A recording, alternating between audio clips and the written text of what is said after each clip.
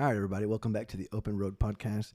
Today's guest is Sammy Joe. How you doing? I'm doing well, thank you. How are you doing? I'm good. I appreciate you coming on. Thank you for having me. It's been a long overdue. It's been a while since we talked. Right, it has been. I think the good thing about this podcast is we haven't had a conversation this whole time y'all been in Houston, right? Definitely. Other than the whole hey, how are you, blah, blah, blah, blah, blah. Mm-hmm. So pretty cool to catch up with you. I've known you for a little bit. You're Sandro's significant other. We'll put it that way. Yes. Yeah. Pretty much funny story. Yeah. Tell me about it. So I'm Sam, as he likes to present me. Mm-hmm. But we've been together for 4 years. Nice. So 4.5 years, but it's been a good 4 years. So how did you meet Sandro? Whoa. So basically, there was a concert that we went to. It was Aaron Watson. I was single at that time, had my daughter. And I never really went out, but my friend was like, hey, let's go see Aaron Watson, and I'm like, you know what, that's fine. We'll go eat Whataburger afterwards. Mm-hmm. That's perfect, because that was always our thing. So long story short, went to the concert. Then we went to this place in McAllen called Hillbillies. Okay, Hillbillies. It's like a country club. Have you been there? I've been there. Yeah. So we go, and I'm dancing and, just kind of hanging around. Well, my friend happens to know him, right? And I see him, and I'm like, just say hi to him, not even 0.2 seconds, I say hi. And I'm like, hey, that guy looks familiar. That's Maricela's brother, older brother, right? Mm. So Maricela and I went to high school together. So y'all are same class? Same class, yeah. Gotcha. Small world. Class 03? 04. 04. Oh, yes, okay. Yes. So we do that, and I didn't pay, I just thought about it, I'm saying 0.2 seconds, and that was it. So then, sure enough, Facebook comes. I get a friend request, and I'm like, nice. Oh, okay. And it was Sandro, right? Mm. So he's like, hey, and at that time, before all that good stuff, I lived in New Orleans, so I would wear Saint jerseys and stuff. And he's like, no, I'm a Cowboys fan, diehard Cowboys fan. And I'm like, what does this guy want? So then I'm like, well, okay. So he keeps sending me messages, and I'm like, no, I wasn't ready to be really in a relationship or anything. And I'm sure he wasn't either, but 3 months down the road, he would comment on my pictures, and then accidentally I put, thanks, Sandra. Oh. So then he messages me, but the autocorrect is what killed it, right? Right. So then he messages me, and he's like, it's Sandro. So that's from that mistake, we're here now. Yeah. So then basically we went from there. Very cool. Very cool. And then now you guys have a daughter that you guys made together, right? Obviously. Yeah, obviously. I would think so. And how's that? So your older daughter is? She's 11. 11, and then Bella's going to be? She just turned 4. So that's a pretty good age gap, right? So a big age gap. How did that kind of impact you? I know Sandro's it impacted everybody, right? Everybody. It's a new baby, right? Everybody. And everybody's already had their kids kind of. Already older. Mm-hmm. Yeah. So. What's that like? A big change. Big challenge? Or? I would say change. But the good thing so when we were naming Arabella, a lot of things happened, after she was born. Mm-hmm. We didn't know things that were going to happen, after the pandemic. A lot of people leaving us, and things of that nature. Right. But after the fact, when we figured her name out, it was meaning of her name is unanswered prayer. Right? Oh, wow. Okay. So after that, after she was born, 4 months later, I lost a very important person in my life. And then we continued, unfortunately, things happened, and we lost other important people in our life. But she really helped me, through that grieving process. She helped my mom. She's helped my suegros.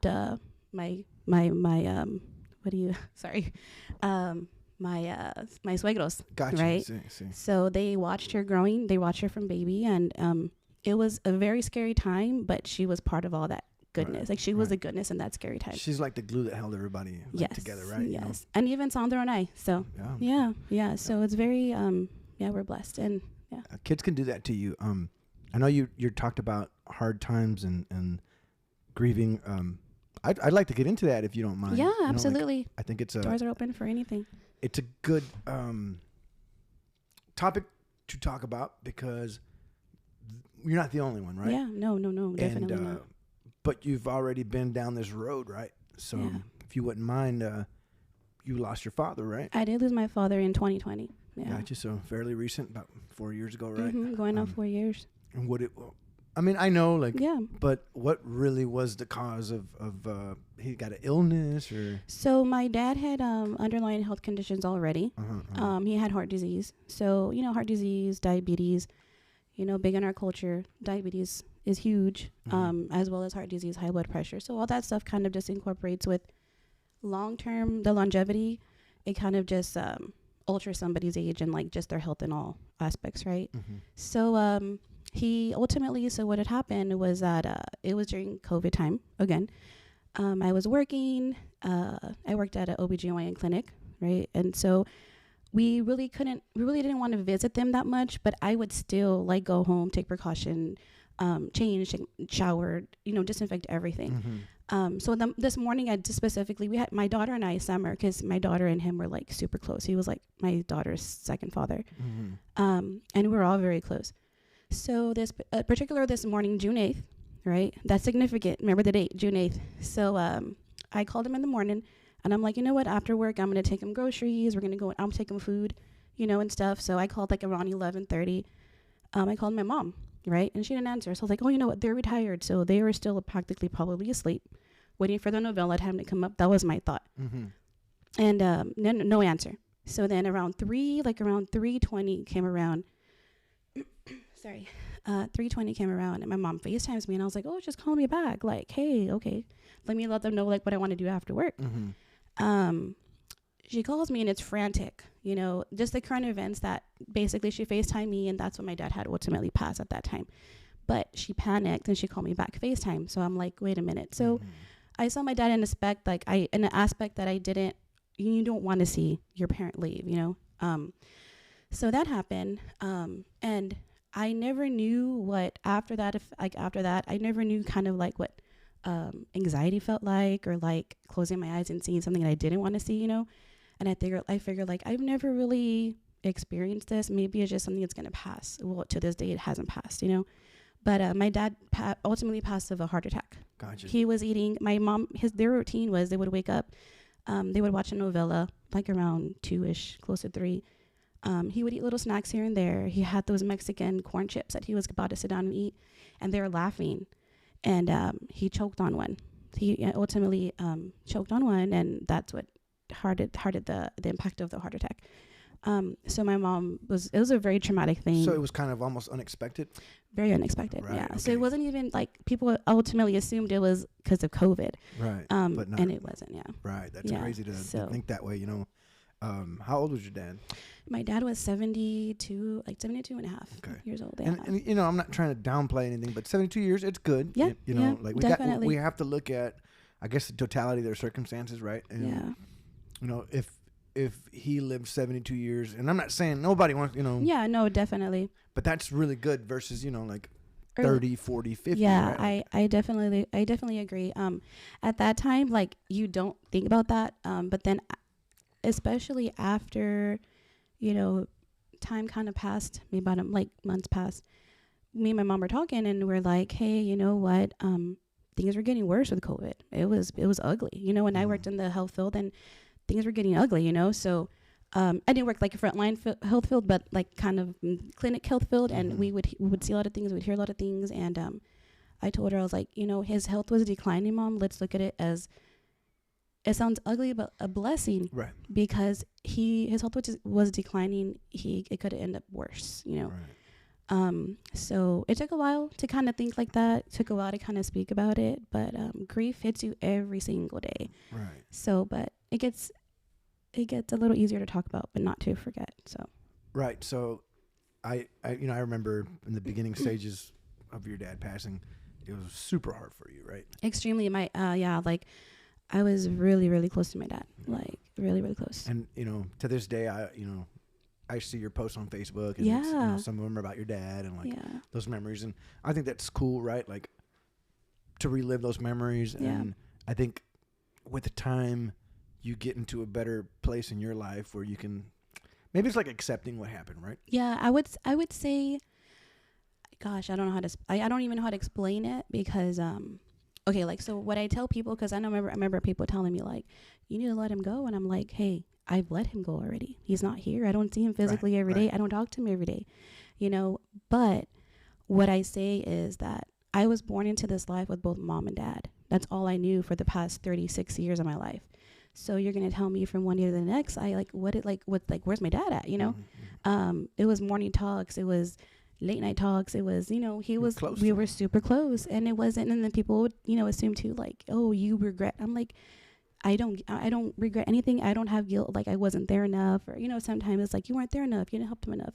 No, like it was just the closeness that we were, you know? So, I would say, so what did you do in that form of, like, obviously people trying, oh, let him go, you know, be good or whatever. So what was your process up to now?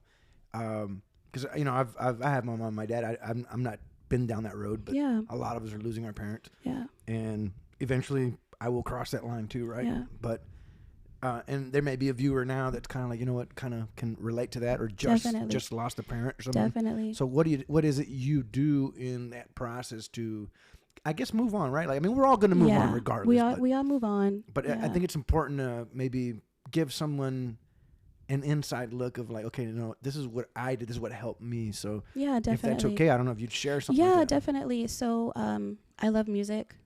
My dad loved music. We're a family that loves to dance. But I love to sing. My faith is huge. My mom's faith is huge. And that's what they both instilled in me. So people, like, it sounds kind of cliche, like, you know, when you lose somebody, it's like, talk to them. I would talk to my dad. I still talk to my dad. I mean, some people may not, like, believe in that, you know, but I know you do. I do. And I see a lot of signs. And I'm kind of shy. Kind of don't talk a lot, you know, but the signs around me say everything, you know. Right. And so, like, just different things that I notice. I'm like, okay, Dad, I know you're here. Like, I know you're here. But I think too, it's like my faith. It's just a lot of, I think, the closeness that we had, that I feel comfort. You know? Would you say your faith is spiritual or religious? Spiritual. Yeah, definitely. Sure. Yeah, definitely spiritual. I think a lot of us are going that route now. Yeah, like, it's true. I think, you know, you're indoctrinated into us Mexicans, right? Yeah. Catholics, right? Yeah. Whatever. Yeah. Okay. And this is what we know. It's what we're being taught. And okay, like, I'm not against that. You know? Yeah, definitely. But there definitely is, like, a different world out there. And I've also discovered the spiritual world. Yeah. And I would consider myself more spiritual than I would ever be religious now. Definitely. Yeah. And you know what? I think just growing up, just with that faith-based of, like, just believing in something and kind of just having that, like, just kind of, it's like you say, the glue, like, that's the glue to my life, you know. But that's what helped me. Also singing, I love to sing. I know I went to the doctor one time and she was like, why don't you write notes? I couldn't really write notes. But definitely what helped me is that, just, you know, like, hey, Dad, like, I know you're here. Like, I felt that, like, I know you're guiding me. I know you helped mold me into this, like, as a woman I am today, you and Mom, but I know that you were there next to me. Like, I know, you know. So yeah, definitely spiritual. What else has helped me? Now talking about it, because before I would talk about it, but I wouldn't go into specifics. So when people are like, what? I'm like, yeah, well, you weren't ready. Nobody wants to say, like, they saw their dad just pass, like, you know, like last breath kind of thing. So, and especially in a traumatic sense. So yeah, I wasn't ready. And I think that too kind of retracted me away from a lot of people, a lot of things. And I feel kind of bad about that, but you know, it's understandable. Yeah. Right. So people that love you, care for you, and know you, understand people grieve differently. Definitely grieve differently. And I almost feel like, and no, because, you know, people have died since day one, right? Like, so. Yeah. But it's just something that, like, us in our generation get to experience this now. Like, oh man, like. Yeah, because we're getting to that age where like things are changing. Like, you feel like the body aches. You see, like, the white hairs. You see, right. And then, but you also see your parents on the same light you saw them when you were 19 years old. You know, you're like más cansados, like, you know, it's just different. Like, you notice the wrinkles. You notice, like, their body's shrinking. Right, you know? Right. Yeah. Them not getting up as fast, and things are slowing down, and you know, it's crazy. Like, I'm 38. I'm about to be 39 next month, and I don't think it's like people say, oh, he's in a midlife crisis. Yeah. This guy's doing all this crazy. No, like, to me, it's like, I've realized, like, oh man, like this is the only life I got now. It's true. It's like more realization, but a more appreciation for life, you know, and then especially you have your girls, you know, and it's just a little bit more appreciation as part as dad and a man, you know, like, or me as a woman, I see my girls and I'm like, this is what my mom was talking about. You know, this is what my dad told me, or, you know, like, that's what I see. And I think the crazy part is like, we see our parents kind of falling a bit, but that just lets us know, okay, now it's my time to make the stand too, right? The stand too, and I think in our culture it's big that family is really close, right? So as far as being there for them as they were for us, right? You know what I mean? Right. Like, how many times did they not take care of us as kids? Yeah, exactly. And repeat shit over and over again, and it's just blue. Yes, it's blue. Yeah.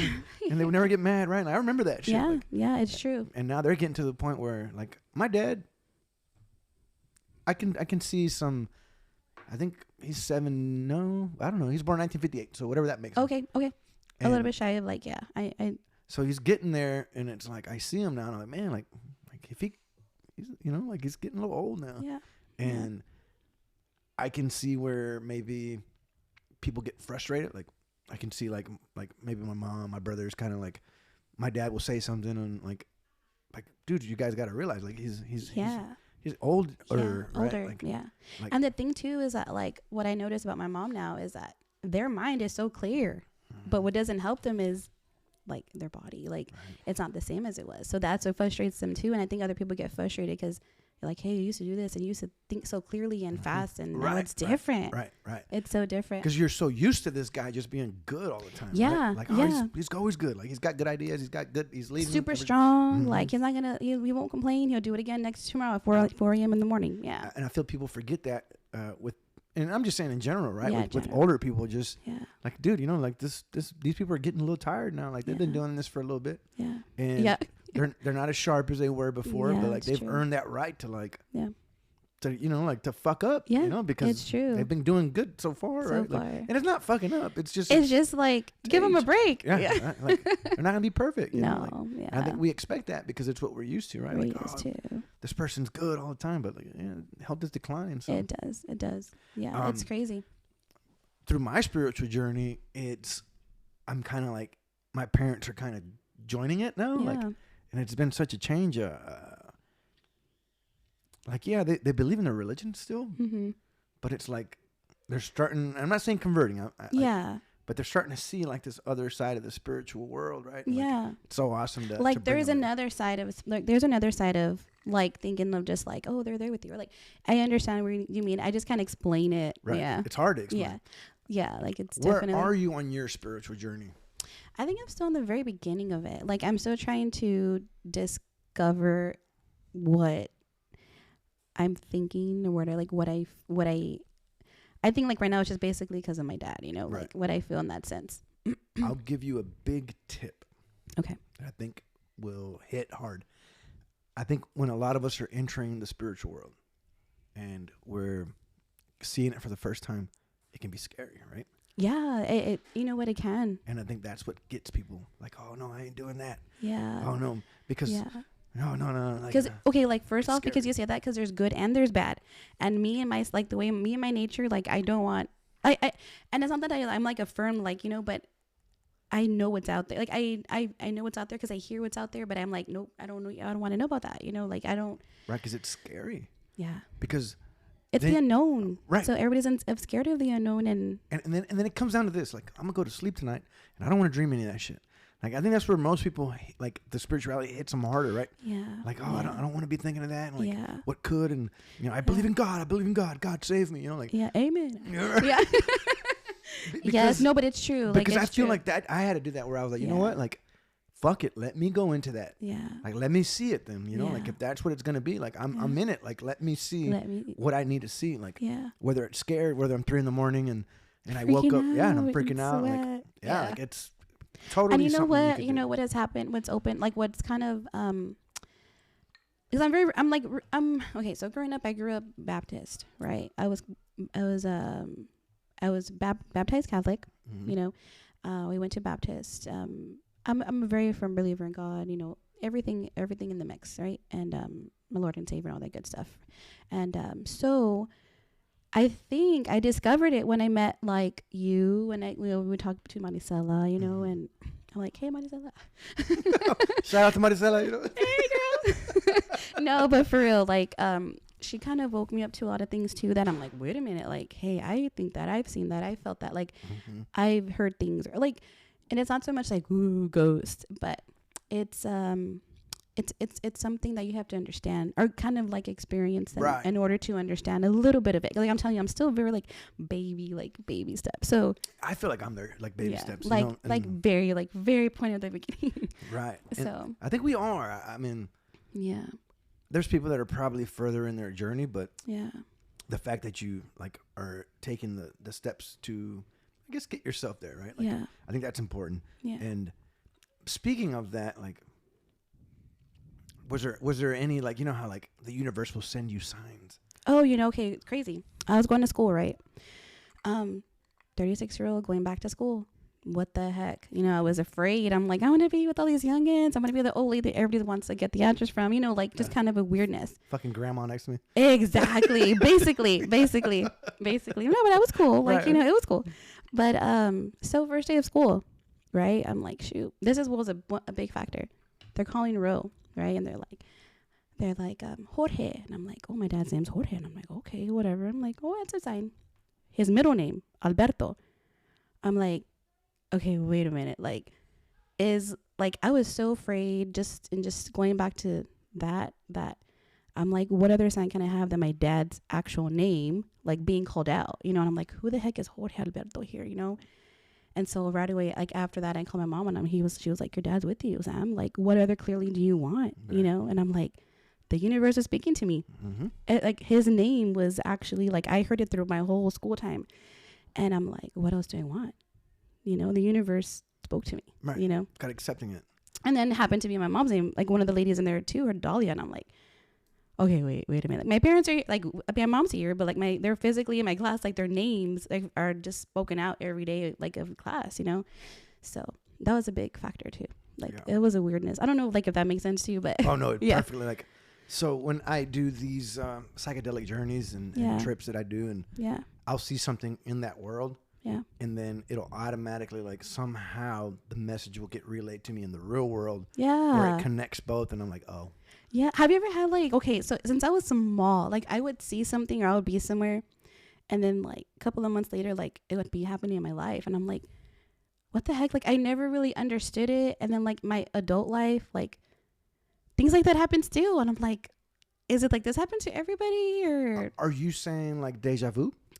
No, like, for instance, we went to somebody's house, right? I think I was maybe like around 7 or 8, and I'm like, man, it's a really nice house. Like, I would like to live in a house like this.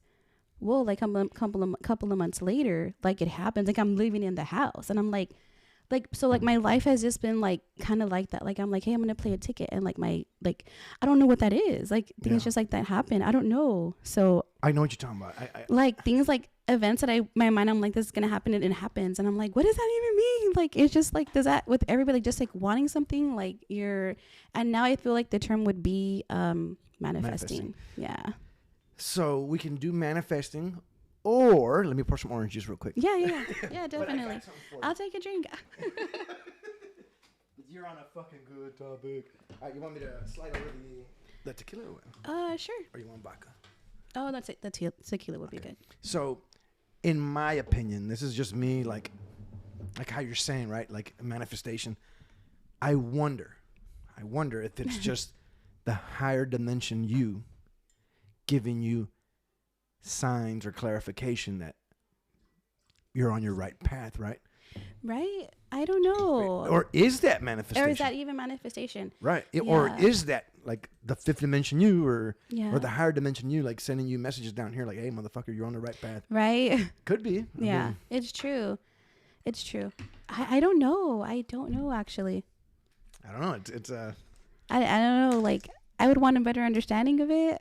And yeah, I mean, you just have to do so much research to get there. Yeah, but like you say, it's scary. Right. It's scary. It's a rabbit hole, man. It is a rabbit hole. Yeah, but definitely I think journey started when I met, like, it's kind of like since like I go back to like meeting Sandro. You know, Maricela and I were friends, and we were like good friends. Like, we were good friends in high school. Like, we hung out together. Like, I would stay at her house. She would come to my sister's house. Like, and we always had this connection. And the funny thing too is that, you know, shout out to Sandro.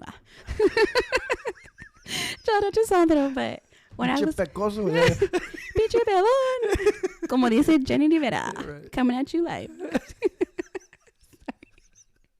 No, but oh yeah, so like when I was about 17 years old, like going back to Maricela, like we would hang out, and I went with her to his house. But that's that same time that I met him at Hill, like when I saw him at Hills, that's the time that specifically went Clicked. to. Yeah, and I'm like, this is Maricela's brother, like what? You know, so it's weird like how the universe speaks to you, like even before anything happened, because we're 13 years apart. Yeah. You know, he had an established family and stuff, so never in my wildest dreams and, you know, 33, 34-year-old girl, like, gonna end up with someone that I saw before I was even in my, like, 20s, 30s, you know? So. Yeah, it's crazy how it weird. Yeah, weird. But, yeah. Weird. Would you be open to, have you, like, tried mushrooms, anything like that? Oh, no. Like, yeah, that stuff I'm kind of like, no, it's okay. Not yet, huh? Not yet. No, definitely. I don't know. I'm a mom. Right. And I think they have a stigma that they're bad, right? But they're not, you know? Yeah. It's up to you how you use things, right? Like how you use things, how you look at things. Right. Like, you know, if you're responsible, like yeah. I'm big into psychedelics. Like, I think, like, especially like for vets and like. Definitely for vets. Yeah. I think like in a sense of like where it's needed, it should be used. Right. You know what I mean? And I think as far as like, since you say you're a vet, and thank you so much for your service. Summer's dad's actually a vet too. And I feel that it would be very beneficial. Yeah. In that sense. It's been tremendous to me. Like, yeah. Recently, my parents did ayahuasca too. Really? Yeah. And you know what? I was actually on the way over here. I said, Sandro, how do you say that word that Andres is always saying? And I was like, I don't even know how to say it. Sorry. Yeah, but it's like that. He was like, is it the vitamin? And I'm like, no, like it's not that. So how do you say it again? Ayahuasca. Yeah. Yeah. I need to do more. Definitely need more research on that and do your research on it. We found a place here in Texas, but because I thought you were gonna go to like Colombia. Yeah, yes, that's where I'd like to go, but yeah, obviously, like my mom's slow on this passport thing that she's working on, and I get it. Like, and that takes a while. Yeah, that takes a while. And so I found a place here in Texas, but though it's good, I'm not saying it's not. I do feel like it's maybe like a little watered down compared to like the actual what it would like your experience that you want to experience. Yeah. Right, because I understand. I feel like what's made over there in South America, like. Oh. They brew it that night in the morning. You're drinking it. Yeah. Versus they brew it, and then how long does it take to get here, right? Yeah. So definitely, you don't even know like you're gonna ultimately get. Right. Yeah. A little dangerous too, and so super dangerous. I mean, it's if you really look at it, I mean, everything's dangerous, right? Like everything is. Have you met Sandro? The way he drives, actually. No shit. You want danger? No, but I love him. I love that Sandro. Every time I see family and they're like Sandro, and I'm like, oh Sandro, like you're very Sandro, like you are Sandro. Your name goes with you so well. Yeah, but yeah. What's it like to be in this family with? It's awesome. Yeah, I love it. It's a lot of us, son. It's a lot, but I love it. It's you know, it's so actually like the first. So we met like I'm gonna go back to the dates, right? So we met, I first saw him November. Our first date was December 14th, right? He actually, oh my God, I don't remember. Well, I went to a quinceañera, like, and I met the whole family. Like, it wasn't even in a sense that we were together for like a month or two. And I'm like, whoa, I'm meeting the whole family. but all 3, 4, 5, 700 of us. It was huge. And that's ultimately what attracted me to him. Was that, you know, his family, he had his girls, he had his mom and dad, awesome. Like, I love them like they're my mom and dad. You know, his brothers, his sister, like, and I was more close to Maricela, so it was even a little bit easier to feel more welcoming because we already had history, you know. Right. But his mom and dad, I remember going. He wasn't even here when I met his mom and dad. Maricela invited me over, and pretty cool. Yeah, and I'm like, it felt like home. And I had been to her house, mind you, like years back. So, but it felt good. Yeah, I love it. It's amazing how like things work out, right? I'm glad you found your person, man. Like that's awesome. You know? Yes. Like, yeah. I think that's a big deal in life, right? Like it's a huge bill. It's a huge thing in life, especially coming from like, you know, a divorce. So, you know, separating from someone that, you know, you think that you're going to spend the rest of your life with, and you know, it's just good. It's a good feeling that to find somebody. Those divorces are really, I feel like they're more common now than ever before. Yeah. And it's hard, right? Like, I mean, you've been through one, I've been through one, Sandro's been through one. It's hard. It's hard because every divorce is different. Right. You know, it's kind of like, okay, this is kind of weird or like a little bit morbid, but it's kind of like death. Right. You know what I mean? You got to grieve that loss. You got to grieve that loss because that person that you once loved is still walking this earth. And I think that's the hardest kind of thing that you can depart from, and kind of, you know, and then like you have kids, you have to co-parent, you know? Yeah. You can't go no contact, right? No. Yeah. Yeah. So, and I think, you know, mine was hard. I know Sandro's was hard too. And we kind of just we understood each other's like past and just kind of moved forward from it. And we've made it work this far. Yeah. So, And nothing's easy, and there'll be challenges, but as long, I think love's kind of like a decision, like a daily decision. Yeah. It's a daily, like you mean like minute by minute, second by second. Depending who you with. Yeah, like yeah, it's definitely a daily decision to say, wake up and say, you know what, I choose to love you, and I choose to compromise, right? Like, and it's that compromising is a big word, especially I want to say, I mean in every culture, right? But especially in the Hispanic culture, you know, I feel that it's el hombre debe de trabajar, you know, like I didn't mean to be like a man's voice, but like el hombre debe de trabajar y la mujer en la casa, right?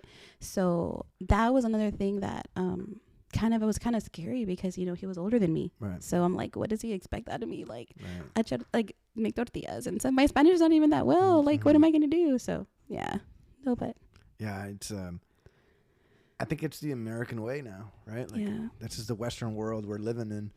It's changed. Yeah. Granted, I'm first generation. I imagine you are too. Mm-hmm. Yeah, so imagine what 6-7 generations from now are gonna look like, right? I know, that's a crazy thing. Right. Yeah, that's a crazy thing. Like my oldest one knows Spanish. Like my little one kind of doesn't.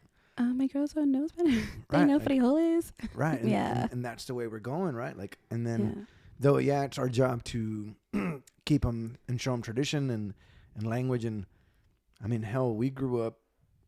We really didn't practice it because we had friends, but we did it with our parents. Yeah, our parents. Because we didn't have a choice. But our parents. If you really think about it, you know, with all our friends, we talk English. Talk English. Yeah. Yeah, we do like the Western world stuff. Yeah, it's true. It's true. Like, it's so the true. Sleepovers and everything, and that was like forbidden in my house. That was forbidden in ours. Like. Like what is that? Like sleepovers? Is who's gonna be there? Like you ain't fucking going. No, I don't care. I don't care, moms. I don't care. No.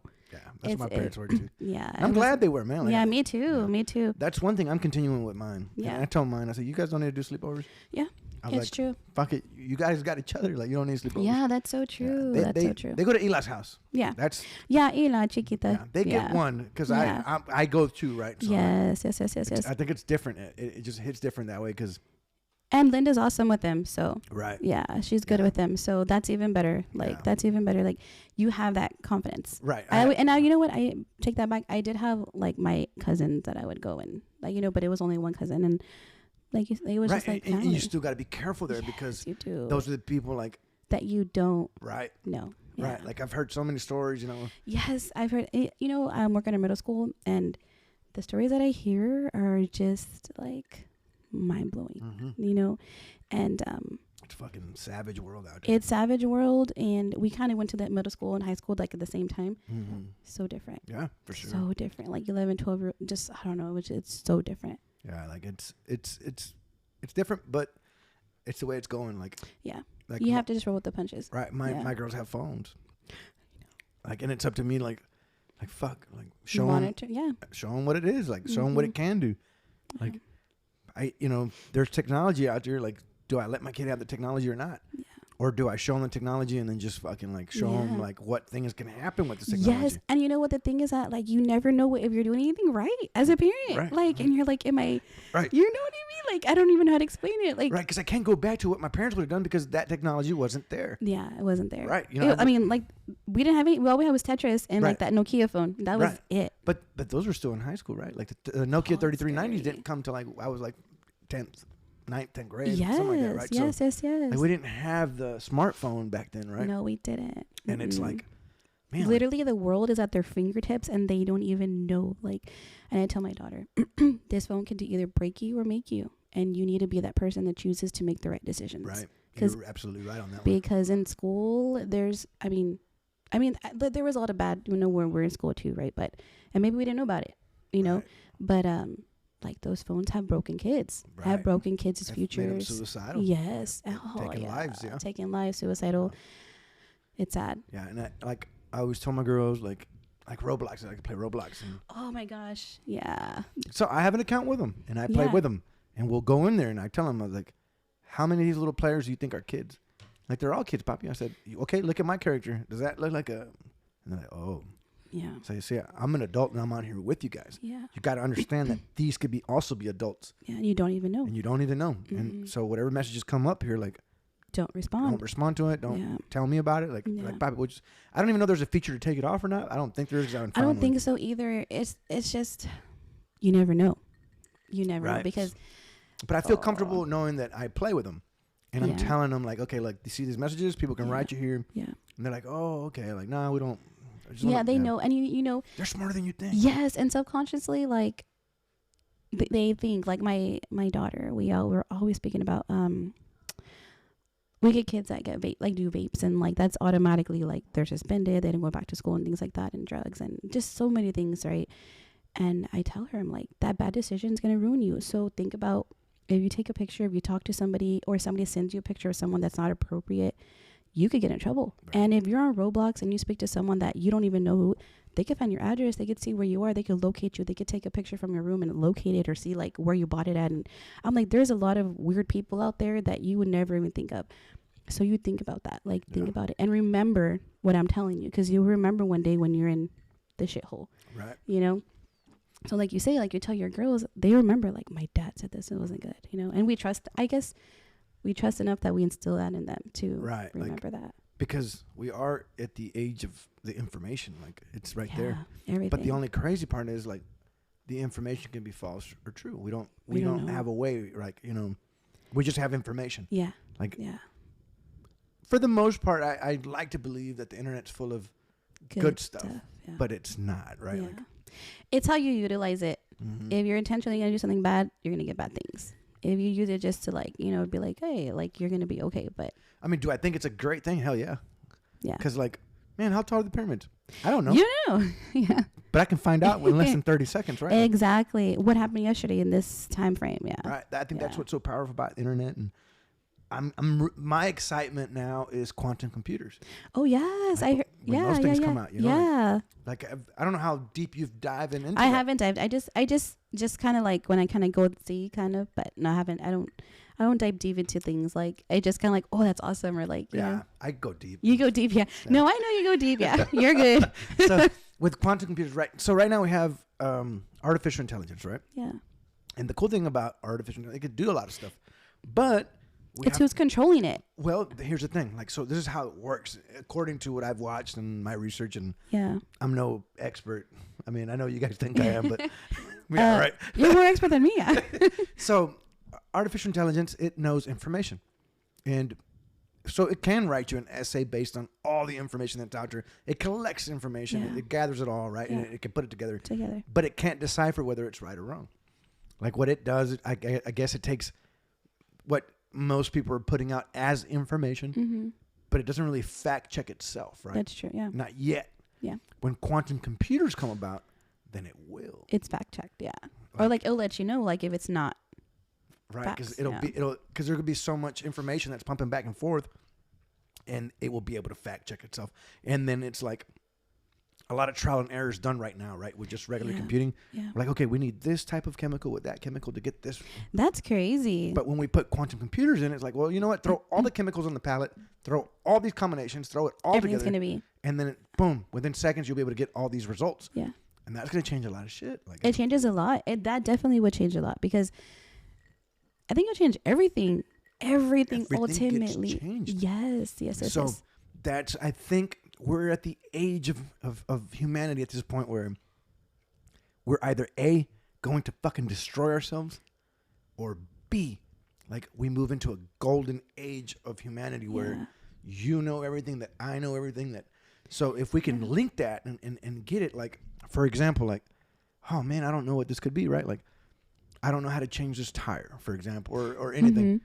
Well, instead of looking up on your phone, that thing's already implanted in you. Yeah. With a tiny quantum computer in your mind, right? And it's like, pop. Oh Got shit! It. Now I know all about mechanics. Oh, okay, like that's crazy. Like, we'll be robots. You never know. Maybe that's the whole conversion, and maybe that's how we find eternal life. Oh, I don't know. That's kind of scary too. Because think of quantum computers, right? So your consciousness, right? Mm-hmm. So Sam, I can gather all the information about your life and all the essays you wrote in high school and college and all these like everything. Experiences. And I can group them together and I throw them onto a quantum computer. Guess what? Now you live forever in there. That's true. It's almost like uploading your consciousness to a computer. Yeah, that's true. And then it's like, imagine if they could do that with Einstein's information, right? That would be awesome. With like the super most important people that we need. Right. So now you can have a real world time conversation with an Einstein that's in a quantum computer and be like, hey, Einstein, look, check it out. You got us this far in general relativity. And what's going to, Right. How do I solve this to go forward? And you know what? You would think about that too, like as far as cures for a lot of things. But then that's when everything can be destroyed because it's like who whoever gets this information first. So right now there's a race out there in the world right now. You got like all the high powers, Google, I'm sure Elon Musk is working on it. I'm sure there's people out there that are racing to get quantum computers figured out first before, so they could be like the first, they could get all that information, get that money, baby. It's a money grab. That's what it really is, in my opinion. And that's what makes the world go around, is money. There's no money, boom, who are you? All right. But I think once this thing gets out for real, like it changes the whole world. It'll be definitely different, definitely. Like and maybe we won't even be around to see it, but I think we will. You think so? I think the next 20 years in this life, we're not going to understand what's happening anymore. I think it's kind of already began a little bit, you know. Sure. I think it's been a while that we haven't really understand what's really going on, and that's like a whole different topic. Right. That's crazy. I think the difference between us and now. Okay, here's another one. And this will sound like a crazy theory, but I mean you're here for it, right? Right. Yeah. So I don't think we're finding new information. I think we're just rediscovering old technology. Yeah. Like if you go back and look at the ancient civilizations, like these guys talk to people, the gods from the sky, right? Like, so who the fuck were they talking to? And it's all of them. It's the Egyptians. It's the Mayas. It's the Aztecs. Everybody. So they're getting information that's being fucking given to them. Yeah. They're like, we're not discovering shit. There's nothing new under the sun. Like, we're just rediscovering old technology, right? Stuff that was already been there. Right. Yeah. Or making it better. Right. Yeah. Or like tweaking we'd like to think we're making it better. Yeah, but what if these motherfuckers were even fucking smarter than us? Yeah, I can see that. Like, and then you would think, well, if they were, then how did they get wiped out? And then you got to think, well, did they get wiped out or did they fucking leave because they're not fucking here? Exactly. So, right? You know, like, it's just like, that's a big theory story. Like, I can see that happening. Like, I can see that on, you know what, you should make that like on TikTok. Like part 1. Right. Part 2. To me, because that would be awesome because it's kind of like, there's a lot of people that dive deep into that, you know, and it opens up a whole new world of like thinking and looking at things differently. Yeah. So when I did my ayahuasca journey, and you've always been good to talk about all this shit, right? Yeah. Like I guess that's why we get along. Yes, right? yes. You're like, tell me. Like, I want to know. What do you mean? So, like, wait a minute. I thought I had seen like Native Americans. I thought I went back and saw like the Aztecs and the Mayans. I was like, man, is that what I saw? Is that what I saw? Yeah. And then I was like, I did more research and I just keep, going down rabbit holes.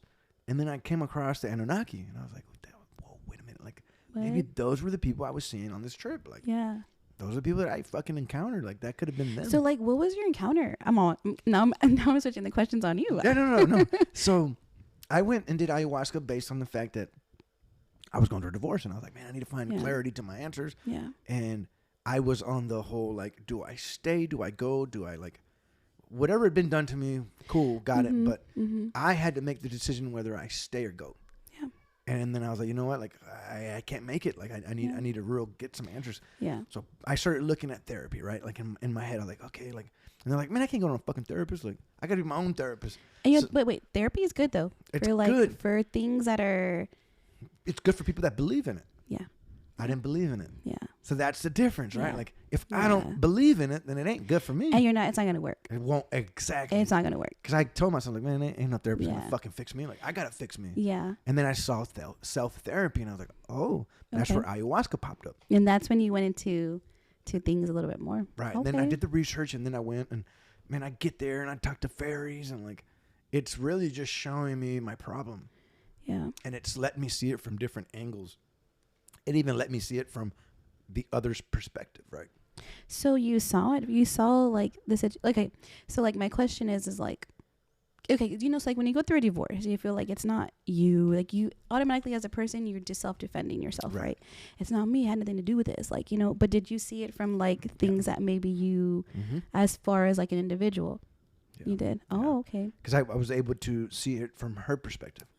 And then I said, you know what, like, it's not entirely her fault, not entirely mine. Like, it's both of us. Yeah. Like, we both had a part to play in all this. Yeah. Like, we weren't strong enough to stay like, true to ourselves, and things happen. Okay, cool. Like, and then it was like, okay, like, I know it's not just her. Like, I got shit that I got to fix too. Yeah.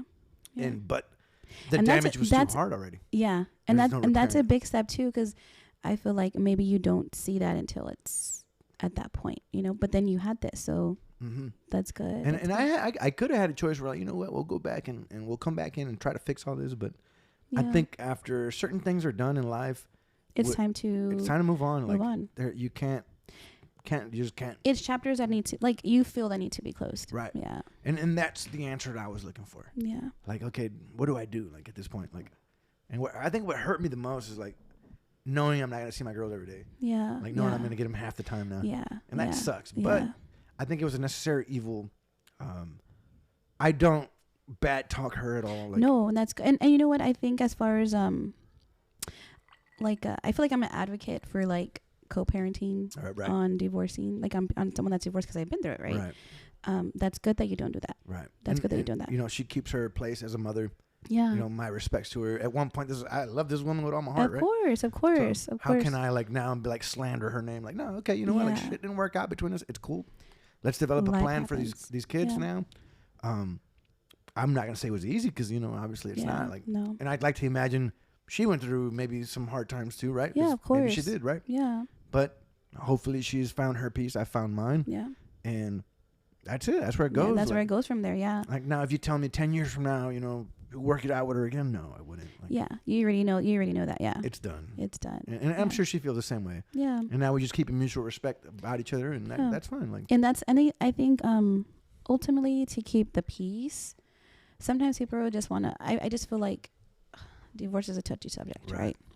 But I understand where you're coming from. My 11-year-old, which is, she's gone through a lot of stuff in her life. As far as losing my dad, that's played a big factor in her.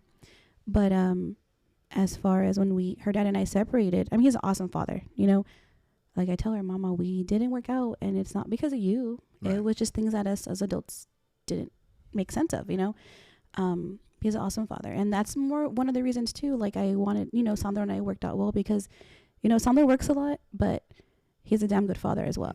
Yeah. He's a little rough, right? That's who he is. It's better rough in there than never there, Than never there. And he's rough, but he. Okay, wait. He looks rough from the outside. Look, he likes to call himself a Viking. But as far as, like, a father and being there, he's had a well-establishment with his mom and dad, and awesome people, and his girls are his life, right. And going into that relationship, I told him, you know, I have a daughter too, and her dad very much in her life, the way you're very much in your girl's life. And either we're going to make this work out because of that, and he's going to be around in her life, and we're going to both have to speak with him cordially. Yeah. Because if I don't do that, like, I won't have peace. Right. And there's going to be argument, there's going to be torment, we won't work out. Right. It's not gonna work. It's hard. It brings a lot of separation, and especially a new relationship, you know. And I had to let my ego go. And he was kind of like, wait a minute, what? I have to talk to him? And I'm like, yeah, I'll talk to your girl's mom as well. Like, that's just going to have to be how it is. And he's like, I've never had anybody do that. I'm like, hey, we're in this together. Like, we're a blended family. Like, did you not, like, if you wanted to find someone that didn't have any kids, there is a lot of fish in the sea, right? So I feel like both Sandro and I have grown as a couple. Right. You know, we've gone through a lot of stuff, and good stuff and stuff that was a little hard, but we definitely have grown. Yeah. I'll tell you this about Sandro, like, and I think people in my family get the perception that he's this monster, because he does. He's a fucking monster, right? No, but he has a big heart. Right. He has a huge heart. I think he probably feels more than most, right? Like, just the he way, does. Like, the conversations I've had with him, like, he's like he goes deep with them too, right? His feelings and emotions run deep. Yeah. And I kind of want to cry just thinking about it, because, you know, sometimes, like, even me, that we're together, like, we talk every second of every day. You know, he went through some stuff, you know, and I don't blame him from kind of questioning things, or like, hey, like this, that, you know, we all have that past that kind of follows us, you know, and I admire him. Right. I'm very grateful for him. You know, he's like the backbone that I would do everything by myself before. Like, of course, mind you, was with my parents, and they would help me a lot with my daughter and me working and things like that. But he's the backbone that, as far as like mentally, I'm very like shy, timid, very like, it's okay, you know. Mm-hmm. And he'd be like, no, like, this is what you need to do with this. You need to tell them no, or like, you know. And he's helped me with that, you know. And he's like a Viking, but like a Viking that wouldn't even hurt a fly. You know what I mean? Right. Because till the time comes. Yeah. And he's very much Sandro. Like, yeah, that's not one guy I'd want to fuck with, right? Like, no. Definitely not at all. So I feel protected. Right. Yeah, big dude. You know, and he's a girl dad. Like, you know, he has to have a huge soft side. Yeah, I know. And so I totally get that from him. Like, and he's awesome. There's certain people I look in this life where, and I'm like, I could take that motherfucker. He's not one of them. No. Like, no, he's not. You know, because as a man, whether they're cousins, family, whether they're friends, like, you're always like, okay, like, if we got into a fight, this would be a good one. That would be a good one. Wouldn't be a good fight. I'd probably be in the hospital really fast. So. Yeah. But, you know. But he does, like, I mean, you say, like, but his heart is big. Right. His heart is big. I'm just lucky he's on my side, right? Like, yeah. Because if I needed somebody, I got him. You got him. Like, he's all where you at. Because we've partied many times. You know, we've been to a lot of places, and Sandro's been. I can rely on someone. You can rely on him, yeah. And not just like in a sense of partying and going out and being crazy and having fun and all that. Having a backbone, yeah. I've had some pretty deep conversations with him, and I'm grateful to have that conversation with these people, man. Like, what a lot of you guys don't see, like, it's not just on the podcast. Like, it's outside too, because like I know, you know, he speaks very highly. Like, when I met him, he's like, "Oh, my cousin's in Houston," like, and he would be like, "This is Julio, this is Andres, this is Roque," like, you know, and his cousin Huicho, like, you know. And I'm still trying to get to know a lot of people, but I mean, he would tell me stories, and he's like, "Man, like, it's just nothing but goodness." That's why I'm like, this family's awesome, you know, because it's a lot of closeness, a lot of unity, right? Like anything good else, and bad. Yeah, we're dysfunctional as fuck. You know, like every family, right? Yeah, like any family. But I think at the end of the day, like, we do our best to like if I, for example, like, I've fought with my own brothers, right? Like, just not like, okay, I didn't like that comment, you didn't like the comment, and then I'll be mad at them and shit, you know, and then it's like, all right, fuck it, like, it's done, like, we're good. And the same could be said with cousins and uncles, and you know, it's so many of us that have, and everybody's like their own world, their own mind, and like, we may not look eye to eye, and it's like, but I think I've done so much to just look at it from a different perspective now. Like, I try not to even. And you have to, because you have to look at it different, like different situations, different perspectives. You know, everybody's gonna have like their fallouts. You know, one way or another, sometime or another. nothing's ever perfect. And like you say, sometimes people may not agree with something or something like that. But hey, you're family. Right. You know what I mean? And the same could be said. Well, you know what? Not all family is good. And I get that. Because if there's toxic people in your life, you got to get them out. I get that. But I don't think any of the family is that toxic to where I got to cut anybody off. No, right? no. Like, I think at the end of the day, like, if I needed a cup of coffee, some sugar, like somewhere to stay, like, you might sleep on the floor, but they'll let you, you know, like, come on, baby. Like, definitely. We got you, like, right? definitely come to our house. Yeah. And that's one thing I tell Sandro. I'm like, I feel like I think one of the unfortunate things is that I want to get closer to his family, like, you know, but him not being here, I'm as it is, I'm a very like timid, shy person, and I've had to like kind of outgrow that, you know, as growing up and so forth. But I'm like, I want to get closer to your family. I just don't know how, because you're not here. Like, you're like my like support, you know. Sometimes I just kind of like just stay away, but it's not because like I want to stay away. It's just because I don't know how to be like, hey, like, I'm here, guys, you know, like, you know what I mean? I can get you on that. Yeah. So I don't know how to be as far as like, or I don't want to be like overstepping or like, or, you know. And I tell him like, what should I call them? Should I do it? And like, he's like, just do it. And I'm like, no, I'm not gonna do it. I'm not gonna do it. But that's just how I am. Like, and that's one thing I don't like about myself, I guess. But yeah. But either way, I mean, I think you're good, right? Thanks. Yeah, I'm good. I'm good. And you know what? You're always welcome at my house. I know, like anytime, any day. I love it. Same here. Like, you're welcome to my trailer, right? Hey, but I'm gonna come back up. Yeah. I promise you I will. Like, it's just no, a matter you of time. will. Yeah. It's just a matter of time. I'm doing what I need to do. Like, I got a lot of. I'm that kind of guy that just has a lot of projects all the time. Yeah. But the projects keep me alive, right? Yeah. And what works for you works for you. Yeah, and that's all that matters. I think my mental sanity is like, I chase that more than anything, right? Like, to know that I'm good in my head. Yeah. And that's a big thing right now. Mental health, mental illness. There's just a lot of things that we're discovering, you know, that we didn't even like worry about before. So yeah. So in conclusion, yeah, definitely. I think we've had, this has been a good conversation. Yeah. Is there anything you'd like to close with? Maybe that I didn't touch, that I didn't bring up, that you want to bring up? No.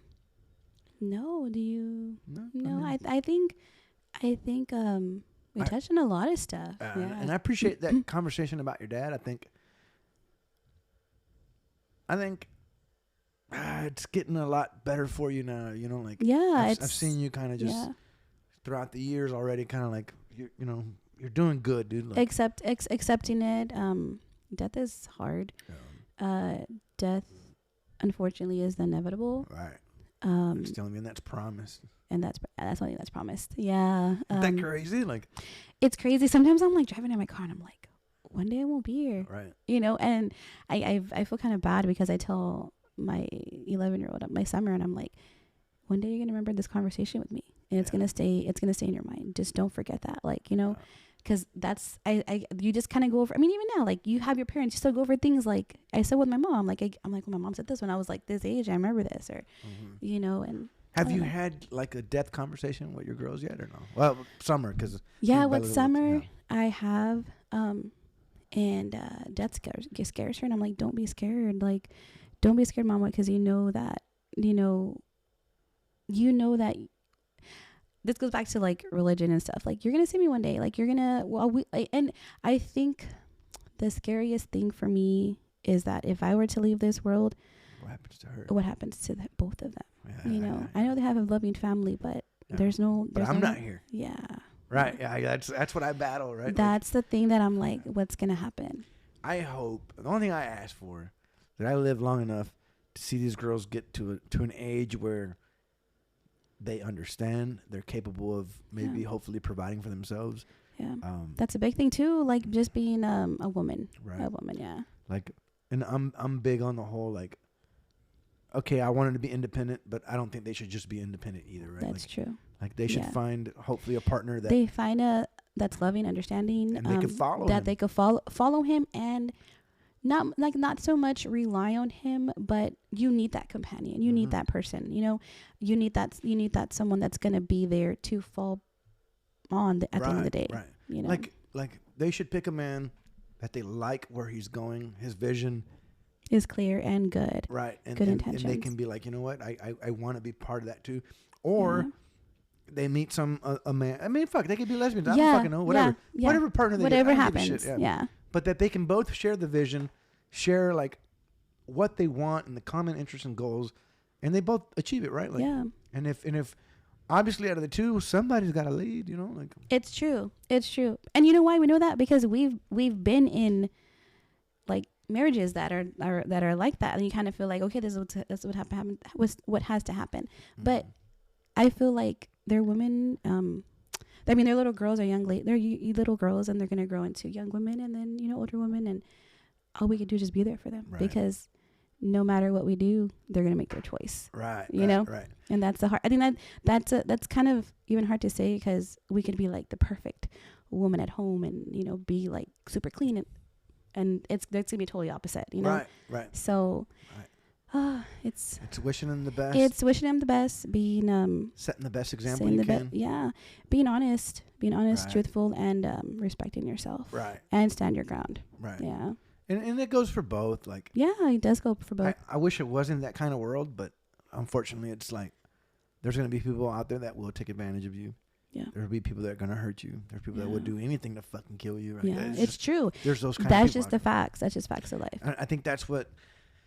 Like having girls, right? Like, like. I wonder if it'll be different with boys. I don't know, because I don't have any boys. Neither, but it's like, it's hard. I'd like to believe with a boy it'd be different. I'd like to think. I think so too. I don't know, right? I think so too. Just as far as I mean, you'd want them to grow as far as being respectful and valuing someone that you're with, and it goes both ways. Right, for sure. Value, respect them, and I think respect is the biggest thing. Right, I think. Respect is number one, and then like a man, he needs to be respected as well in order to give love. It's true. It's true. If not, it will never happen. It will never work. It'll never work. Right. Yeah. And I don't know what like relationships are with two females, but like hopefully if one of my girls goes that route or both of them, I don't give a shit. Yeah, me either. I don't care as long as they figure it out. And right? I never worried about that until like Summer's growing. I'm like, that's other conversations that, you know what, and it's awkward for me because my mom didn't have conversations like that with me. Right, we're doing it now. Yeah, like I didn't know this whole world of like a lot of this different stuff because it was just like wasn't talked about. But I'm like, shoot, like, okay, this is gonna if it's like this, if it's like that, okay, we're just gonna go with the flow and we're gonna take it, and that's it. I'm gonna love you no matter what. It doesn't matter, and whoever you're gonna be with, I respect it, but I also have to. I don't know. Parenting is hard. Right. I'll tell you this though, like, even if I had a son and he was gay, I don't give a shit. Yeah. Like, it doesn't matter. No, it doesn't matter. It doesn't matter. I'm gonna love him any less. It doesn't matter. It doesn't matter. But you know what? Society says society is harsh. You know why? Because religion made it that way. Yeah. And that's a whole different fucking topic. True. It's true. Sorry. Yeah, it's true. It's true. Yeah. But I agree with you 100%. I agree with you 100%. Religion made it that way. Yeah. So, and I know we're about to close and everything, but I got to put this little one out there, right? So yeah. Okay, you know how some churches are like, yeah, it's okay to be gay. Like, come on to the church, right? Yeah. We'll take you in. Yeah. But they're not fucking accepting you. Here's what's fucking really happening, in my opinion. It's like, we're going to get them in, and then we're going to fucking show them the love Jesus has and God has. And then maybe a couple months down the road, let's pull them to the side and say, hey, you're not doing the right thing. Like, God doesn't love you that way. You know, like, where it, like, God loves everybody, then why the fuck not, right? Like, exactly. Why not the fuck let some fucking, the queers and those people, fuck it, they're people. Yeah. That's what they love. God made them that way. Then how the fuck, like, why is it bad now, right? Like, so I feel like religion in the Mexican culture has really fucked that up for like the Mexican side of it. I agree. And you know what? It's sad because a lot of people that are like gay, lesbian, they can't come out to their families, and that kills me. And I have someone very close to me and dear that is of the same sex, right? Like they're gay, and man, he's awesome. Like he's so awesome, and it's just something that they're afraid of, they're afraid to be accepted by other people. Like their whole life is like, you're judging me. I'm like, hey, like God loves you. And there's this thing in does he really? Anyways, keep going. No, but the thing is like, there's God loves the sin, but not God loves the sinner, but not the sin. Right. And that's just something that I kind of grew up, kind of hearing and so forth. So that's what I tell him. Like, hey, God loves you. You believe that God loves you. He loves you. Like, that's just it. And he's a very big, like, believer in God. But that's, you bring up a whole different factor, but I think it's just based on that person. Right. So. It's religion. It's religion. It's not God. Yeah, it's religion. My fight's not with God. And it's people that twist it around, maybe. Because it's like a murder. Right. Hello, like, you're committing a true crime, It's like, come on, like, you're really gonna, that's a whole different subject, like you say. But one day I'm gonna put out a podcast, and I want to get somebody out there, anybody who's willing to come on, not to debate the Bible with me. It's not about that. Yeah. Like I want to go into the Bible, and I want to show what I've read, and then see how it goes against what somebody that's a whole faith believer, right? Because like the Bible is just riddled with murders and you see, the thing is that too, the Bible, the two is I'm not, and don't get me wrong, like, I don't know Bible like verbatim, like verses and all that stuff, but you don't need to. The thing is that the Bible is man-made, right. So that's why my faith is in God, like my own, like in God, and not the Bible. Right. Yeah, because what you read, like you say, it's full of murders, it's full of Jezebels, rape, and everything, every aspect in life that people do in life. That's the Bible. Look at every character in the Bible. Yeah. They're fucking flawed like crazy, right? Like, but at the end, and man, this is gonna sound so bad, but at the end of every fucking story, here's what stands out to me the most when I read these stories. If you go against God in any kind of way, it's going to fuck your world up. Yeah. And I'm sorry. Like, it sounds bad. It does sound bad because Jesus died on the cross for us. Right. Right. But so all these people that are coming up and like all of them, right? Like Abraham. Yeah. Yes.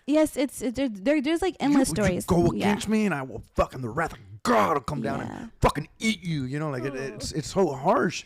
And it's really like, harsh. I'd like to believe God, if God's all loving, then he shouldn't do that. And I think that's where religion and man-made fucking scriptures and stories fucking just eat each other up. And it's like, and then too, like, you have to understand too, like, the Bible goes into different stories. So at the same time, it's like, I think every ultimate story is just based on like God's love, right. And it's what God will do to you if you don't fucking love him. What would Jesus do? Right. I'm just saying. It's true. That's a whole different, like, that's a whole different topic. I'm like, I don't want to get scrutinized by people that read the Bible every day. I'm so sorry, Lord Jesus, I love you.